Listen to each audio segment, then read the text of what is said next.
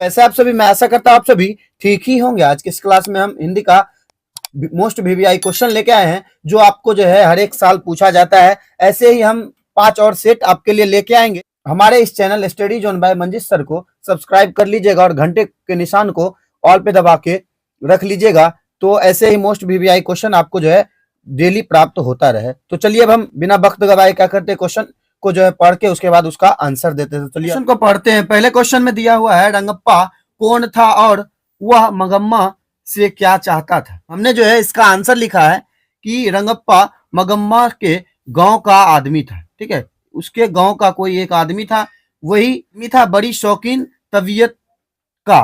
ठीक है, मतलब वो जो है कुछ मतलब नशेड़ी टाइप में कुछ रहता था। ठीक है, तो कभी कभी जुआ भी खेला करता था।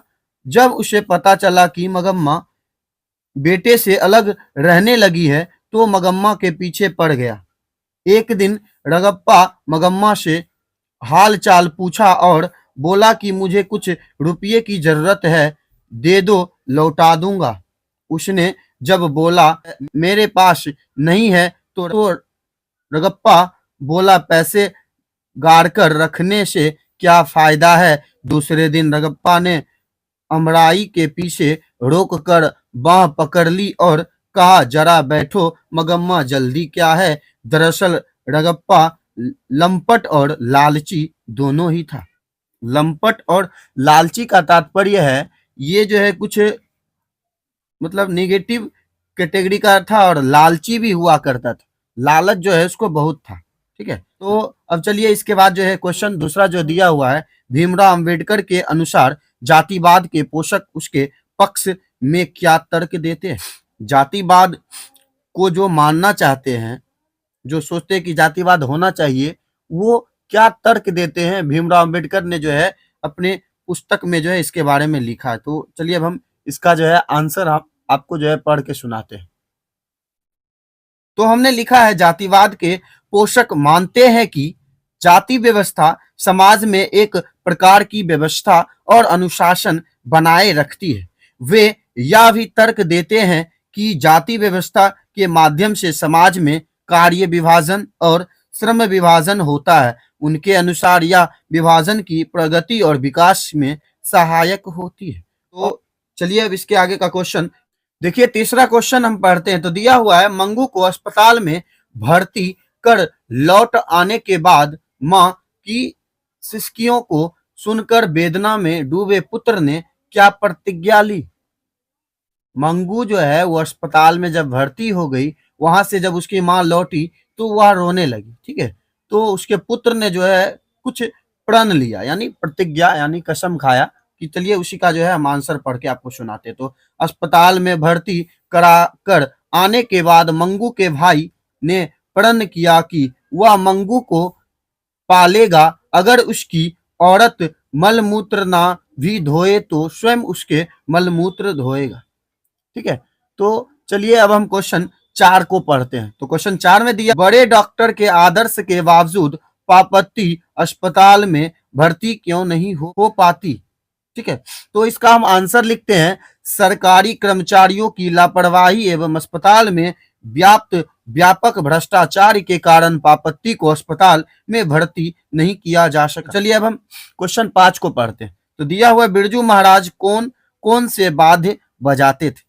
आप ऐसे बिरजू महाराज का चैप्टर आपने पढ़ा ही होगा, तो उसमें आपने पूरा डिटेल ही समझ लिया होगा कि बिरजू महाराज नर्तक थे, यानी डांस किया करते थे। ठीक है, बिरजू महाराज जो है डांस किया करते थे, लेकिन उसके बावजूद भी वह एक वाद्य और वह जो है वाद्य यानी कुछ संगीत का जो जो सेटअप होता है उसमें से भी जो है वो पसंद करते थे किन किन चीजों को बजाना, वो हमसे इस क्वेश्चन में पूछा जा रहा है। तो हम इसका जो है आंसर देते हैं। तो लिखते हैं, बिरजू महाराज एक महान नर्तक थे, यानी डांस किया करते थे। ठीक है, उन्होंने बहुत देशों में अपना नाम कमाया। उसके अलावा वाद्य में शौकीन भी थे। वे सितारा, तबला, हारमोनियम, गिटार, सरोद, बांसुरी आदि बजाते। ठीक है, इस तरह से जो है आपसे जो है क्वेश्चन पूछे जाएंगे, तो इसको जो है आपको अच्छे से याद कर लेना है। ठीक है, अगर इसका जो है आपने सही ढंग से आंसर दिया अगर आपने सही ढंग से आंसर दिया तो आपको जो है इस तरह के क्वेश्चन जो है आपको जो है 2 नंबर दिला सकते हैं। ठीक है, थोड़ा बारीकी से आपको आंसर देते आना है, कुछ भी गड़बड़ी नहीं करना है। धीरे ही लिखिए, धीरे ही लिखिए और सटीक आंसर दीजिए। और कोई और अगर क्वेश्चन आपसे नहीं बन रहा है तो उस पे दिमाग ना लगा के आपको जो है अगले के क्वेश्चन को देखना है। तो आगे का क्वेश्चन आप सॉल्व कर लीजिए, अगर आपको वो क्वेश्चन फिर से अगर याद आ जाए तो उस पे दिमाग लगाइए। ठीक है, तो चलिए अब हम नीचे कुछ निबंध के बारे में जान लेते हैं कि अभी जैसे देखिए बसंत पंचमी आपके नज़दीक है। ठीक है, होली भी नज़दीक ही है। ठीक है, एग्ज़ाम के बाद आपका होली स्टार्ट हो जाएगा, बसंत पंचमी देखिए एग्ज़ाम से पहले हो जाएगा। प्रदूषण जो है इस आधार से जो है आपको जो है क्वेश्चन पूछा जाएगा निबंध। ठीक है, तो आपने जो है इस ढंग का तैयारी कर लेना है। ठीक है, आदर्श विद्यार्थी के बारे में पूछेंगे तो आदर्श विद्यार्थी के गुण पूछेगा, प्राचीन काल में जो है पहले विद्यार्थी कैसे रहते थे, उसका निष्कर्ष क्या है, कैसे उस ढंग से फिर से विद्यार्थी कर सकते हैं। ठीक है, तो पहला है हमारा होली पे निबंध और दूसरा है प्रदूषण की समस्या। ठीक है, हमने जो है इन 2 टॉपिक्स पे जो है पहले सेट में लिख रखा है। इसके बाद का और भी जो टॉपिक है उसको हम अगले सेट में पढ़ेंगे। तो चलिए पहले अब हम निबंध को आपको दिखा देते हैं, उसके बाद हम इसका आंसर पढ़ेंगे। तो चलिए अब हम क्वेश्चन को पढ़ लेते हैं। ठीक है, निबंध जो हमने बोला था पहला जो है होली और दूसरा प्रदूषण की समस्या को जो है कैसे निपटाया जाए, उसकी भूमिका क्या है और क्या है, निवारण क्या है और उसका उपसंहार क्या है, उसके बारे में हम पढ़ेंगे। पहले होली के बारे में पढ़ लेते हैं। ठीक है, तो हमने लिखा है होली पर निबंध लिखे। ठीक है, तो देखिए इस पे जो है ऐसे क्वेश्चन पूछा जाता है, उसका भूमिका कहेगा लिखने, अंतर कथा कहेगा, महत्व कहेगा, उपसंहार कहेगा, इसका कैसे उजागर हुआ था। ठीक है, ये चीज तो आपसे ये पूछेगा। ठीक है, ये कैसे खत्म हो जात मतलब इस तरह के टॉपिक्स जो है आपसे कुछ 2-3 टॉपिक्स दे दिए जाएंगे, उस पे जो कहेगा आपको लिखने। तो पहला भूमिका है, तो हमने लिखा है भूमिका। ठीक है, तो भूमिका देश धर्मों की विविधता के लिए प्रसिद्ध है। यहाँ सभी धर्मों तथा संप्रदायों के लोग भारतीय होकर रहते हैं और अपने आप ढंग तथा रीति रिवाजों से भगवान का स्मरण करते हैं। इस तरह यह देश धर्म प्रधान है, किसी न किसी धर्म या संप्रदाय का त्योहार होता ही है।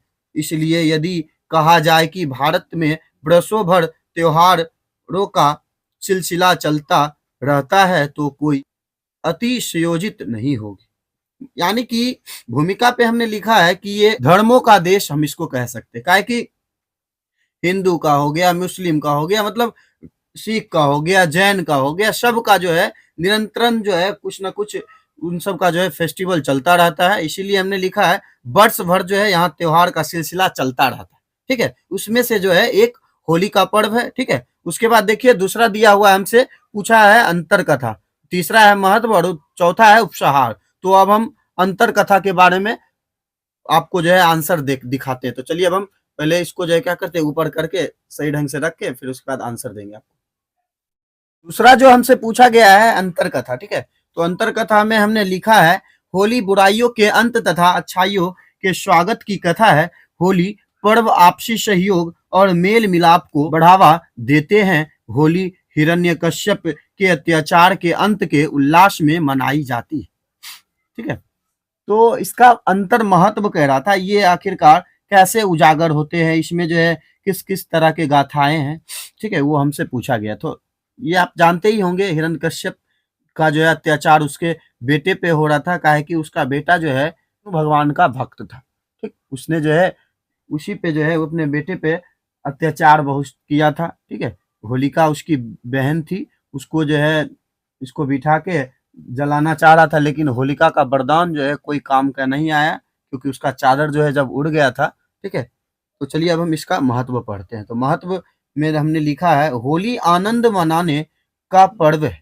लोग आपसी सहयोग तथा भाईचारे की ओर आकर्षित होते हैं तथा ऊंच नीच, गरीब अमीर, छोटे बड़े और शहरी ग्रामीण तक का भेद भूलकर एक दूसरे के गले मिलते हैं और खाते खिलाते हैं। फागुन के पूरे महीने लोग फाग राग गाते आनंद और उल्लास के साथ चौक चौराहे पर जा के लिए धीरे धीरे लकड़ियों के ढेर लगाते हैं और बाग बगीचे की बहार की खुशियां मनाते हैं। ठीक है, तो अब हम इसका उपसहार पढ़ेंगे। तो उपसहार में हमने लिख रखा है, होली हमारा राष्ट्रीय त्योहार है, कृषि प्रधान देश का कर्म ही संपन्नता का सांस्कृतिक पर्व, इसलिए इसे पूरी गरिमा से मनाए। ठीक है, मतलब ये जो होली जो है इसको लोग जो है पूरा महीना जो है ये उनका महीना जब आएगा ना तो इसमें जो है पूरा का पूरा महीना जो है इसका जो है पर्व होता रहता है। चलिए अब हम इसके बाद का टॉपिक पढ़ते हैं। हमने बोला था कि दूसरा और निबंध हमने लिख रखा है।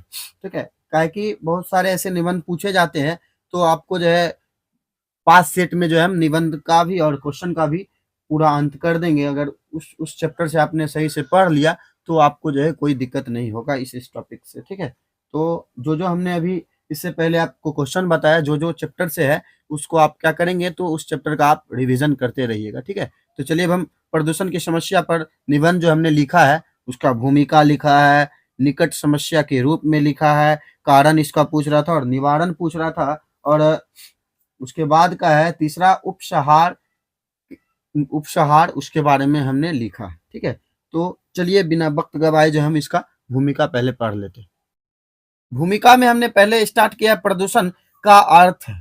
ठीक है, प्रदूषण का अर्थ है प्राकृतिक संतुलन में दोष पैदा होना। ठीक है, प्राकृतिक का जो संतुलन पहले जो हुआ करता था वो जो है अब नहीं रहा। ठीक है, तो उसमें जो है बहुत सारे चेंजेज आए हैं, जैसे ना शुद्ध वायु मिलना, ना शुद्ध जल मिलना, ना शुद्ध खाद्य सामग्री मिलना, ना साफ वातावरण मिलना। प्रदूषण कई प्रकार का होता है। प्रमुख प्रदूषण है वायु प्रदूषण, ठीक है, फिर जल प्रदूषण और ध्वनि प्रदूषण। ठीक है, ये जो है मेन प्रदूषण है, इससे ही जो है विखंडित होकर जो है बहुत सारे प्रदूषण जो है बनते हैं। ठीक है, तो निकट समस्या के रूप में तो हमने इसके बारे में लिखा है, उपर्युक्त प्रदूषणों के कारण मानव के स्वास्थ्य जीवन को खतरा पैदा हो गया है। खुली हवा में लंबी सांस लेने तक को तरस गया है। आदमी गंदे जल के कारण कई बीमारियां फसलों में चली जाती है और मनुष्य के शरीर में पहुंचकर घातक बीमारियां पैदा होती है। पर्यावरण प्रदूषण के कारण ना समय पर वर्षा आती है, ना सर्दी गर्मी का चक्र ठीक चलता है। सूखा, बाढ़, ओला आदि प्राकृतिक प्रकोप का कारण भी प्रदूषण है। ठीक है, तो आपने जो है अभी के समय में जो है गौर किया ही होगा कि पुराने समय में जो है लोग बहुत जीवित रहा करते थे।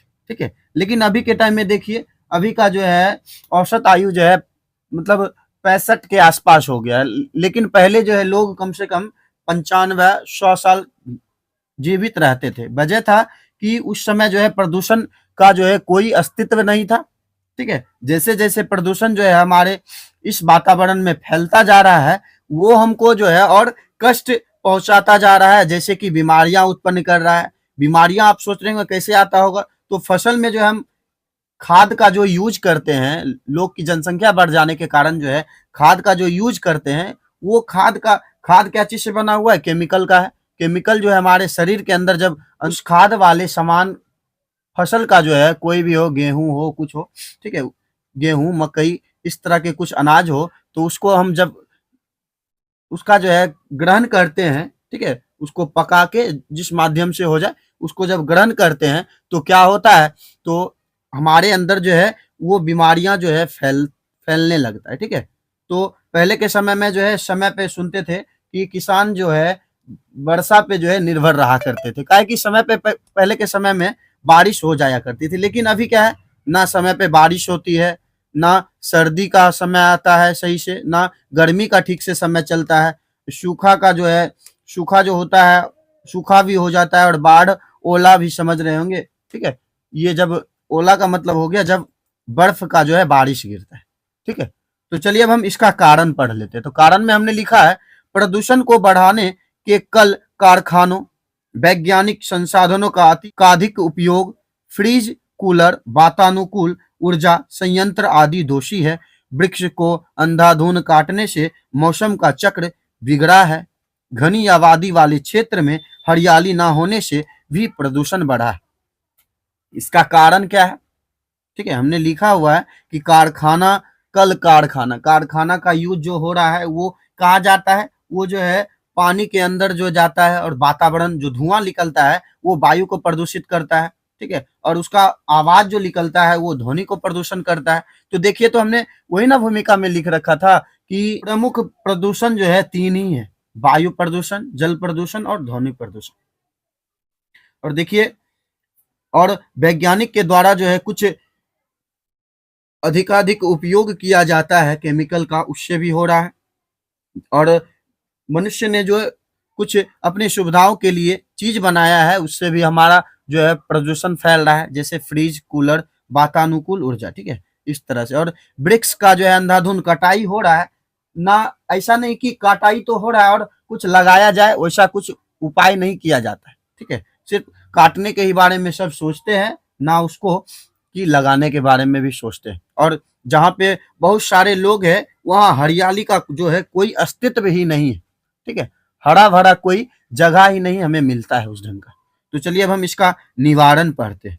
विभिन्न प्रकार के प्रदूषणों से बचने के लिए चाहिए कि अधिकाधिक वृक्ष लगाया जाए, हरियाली की मात्रा अधिक हो, सड़कों के किनारे घने वृक्ष हो, आबादी वाले क्षेत्र खुले हो, हवादार हो, हरियाली से अंत प्रकोप हो, कल कारखाने को आबादी से दूर रखना चाहिए और उनसे निकलने प्रदूषण मल को नष्ट करने के उपाय किए जाने चाहिए। ठीक है, इसका निवारण हमने लिखा है कि इस तरह से अगर काम किया जाए तो हमारा वातावरण जो है क्या होगा, तो शुद्ध होता रहेगा। ठीक है, तो उपसंहार लिखे हमने। ठीक है, उसके बाद का टॉपिक हमसे पूछा गया था उपसंहार। तो अगर हमें आगामी पीढ़ी को एक साफ, सुरक्षित और जीवनदायी पर्यावरण देना है तो हमें इस दिशा में कठोर कदम उठाने होंगे। अगर आने वाले भविष्य में जो है हमारे पीढ़ी जो उत्पन्न होगा उसको अगर हम अच्छे ढंग से जो है वातावरण देना चाहते हैं तो हमें जो है ये निवारण हमने जो लिखा है उस ढंग से जो है सही से काम करना होगा, सफल रहेगा। ठीक है, शुद्ध रहेगा, वातावरण शुद्ध रहेगा, वो जो है सही ढंग से हमें याद भी करते रहेंगे। ठीक है, तो आज का टॉपिक्स जो है आपको कैसा लगा? अगर अच्छा लगा होगा तो हमारे इस channel study zone by Manjish sir को लाइक करे, सब्सक्राइब करे और बेल आइकन को ऑल पे दबाना ना भूले, जिससे कि हमारा वीडियो आप तक जो है लेटेस्ट पहुंचता रहे। चलिए आज के लिए इतना ही। Okay, bye.